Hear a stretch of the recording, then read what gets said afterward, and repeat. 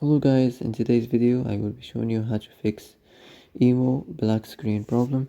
So the answer is easy, just go to the settings and then scroll down to the apps section and then go to the search and search emo,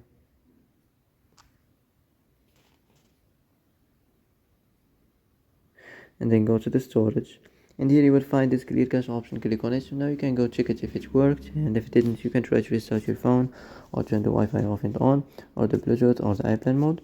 Also you can try to clear data, but be careful. If you clear data, all this application's data will be deleted. This includes all files, the settings, the accounts, the databases, etc. So be careful if you want to clear your data.